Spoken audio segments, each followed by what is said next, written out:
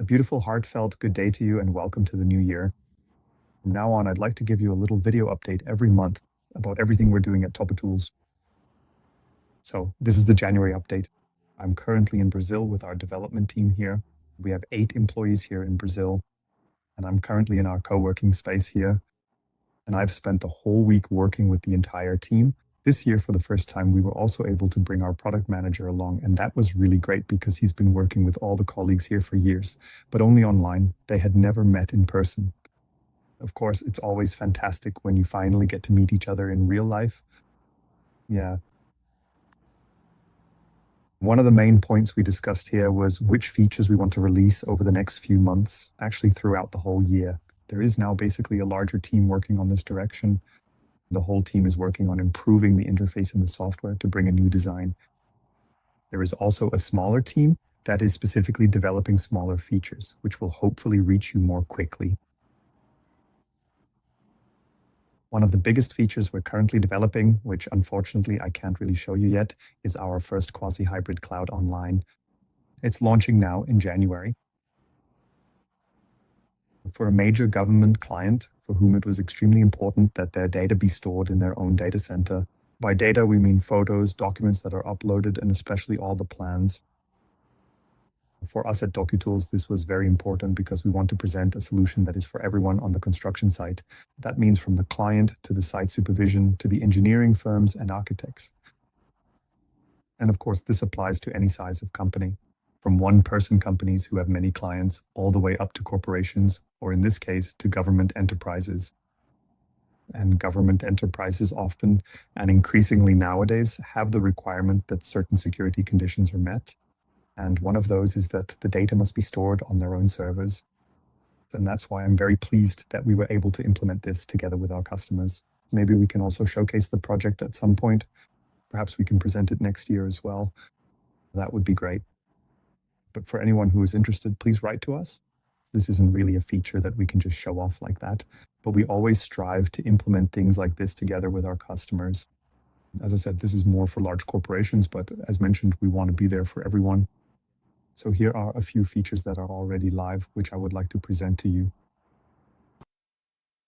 The official iPad application is already live and available for use, as you may have already seen for yourself. If you decide to completely redesign this entire side navigation menu, you now have the convenient option to collapse it whenever you want. This top menu bar, as we call it, is also new now. You can select and search for projects up here. You can now select the plans cleanly. That's really nice. Plan folders are displayed with enough space, etc. So this was something that had been finished for a long time, and now you can already unpack these things here. And of course, there is also a search function. Search function. We have now brought the search up here to the iPad as well. Previously, we only had it on the web. And now you can search for things here. And as you can see down here, the most recently searched items are also saved here. I find this particularly interesting for that reason. For example, when searching for this plan here. The next time I go to the construction site and want to open this plan, it's often just quick and easy. I go into the search, quickly click on plans and click on this plan, and I'm immediately on that plan. Because that was basically the last one I searched for. Instead of having to laboriously navigate through the folder structure and then still having to look for it, I don't have to do that anymore. So that's often really practical, and it also works with pins and tasks. So I hope it's a cool new feature that we've added. We've simply standardized the remaining icons again. This is the sync menu, which you already know. Our question mark menu now opens our support center directly, which is also quite convenient. And we've now made the user settings a bit more streamlined here, or rather, when you click on the user settings, we've completely redesigned the user settings across all platforms and listed all functions very clearly and neatly. This really contributes to better user friendliness. The software contributes to this very well. That was a bit of an update from the iPad. The same thing is also available for the web application. It's not live yet. There are still 1 or 2 things we need to finalize, but I'll show you the side menu anyway. You can already see it on your end as well. Up here, there's the same menu function. Select projects, then the plans, and here you have a drop-down search function, everything you need. The search function is now also in the new design. Here we even show all recently changed pins, tasks, or plans. Then you can quickly filter through them and navigate to what you need. The question mark here now just needs a single click to open this menu where you can find all the information, Help Center, access to the feedback board, which we might come back to later, and everything else you're used to. We've also redesigned the notifications.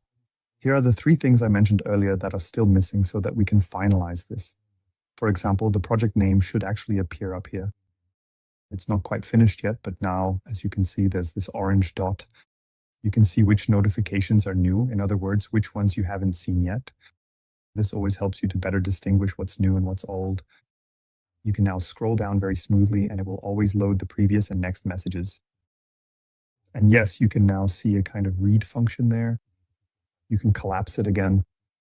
We've also updated the settings a bit and made them look nicer. The user settings are now just like on the iPad. And here as well, fully implemented with all the available functions. So this is a small update here on the web.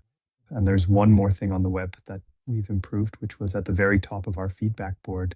On the list, when subcontractors, here's the feedback board, when subcontractors are invited into the software, so everyone with the role of super contractor or internal viewer, they no longer automatically get a trial version, but instead they first see free users here.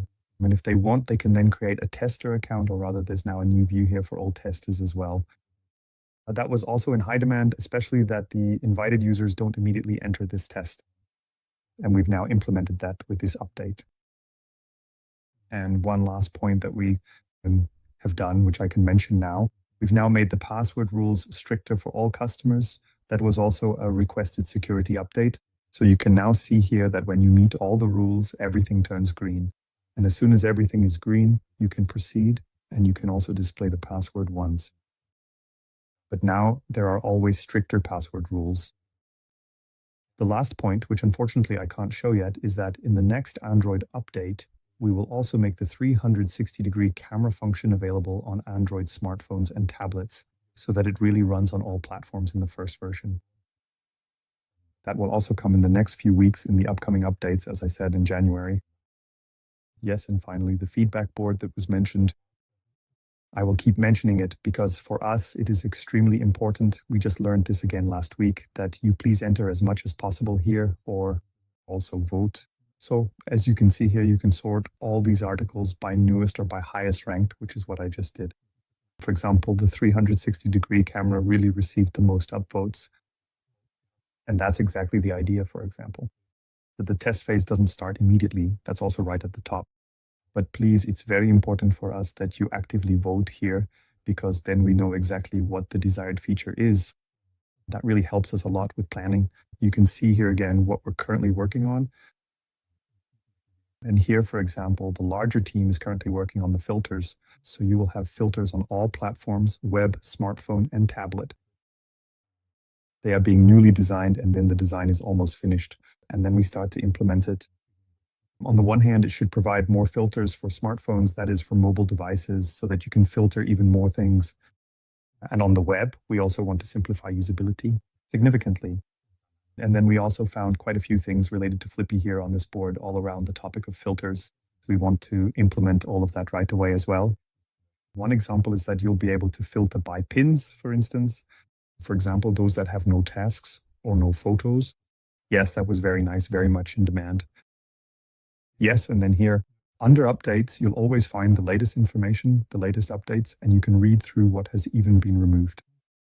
And finally, I'll jump back to the home view because I forgot to mention, this also works in all languages. So for our English, Polish, and Czech customers, you can switch to Polish here. Then everything will be in Polish. You can read through everything here. And if you watch the video, please just wait. We'll have you included here on the list. And you can also leave comments here if you have any further ideas. So please just write as much as possible here. Write it in. Our blog manager, Wolfgang, always reads it diligently, and we really do rely heavily on your feedback. Well, that's it for January for this little update. I'm already looking forward to the next one. That will be from Vienna again. I wish you a great start to the new year, and goodbye until next time.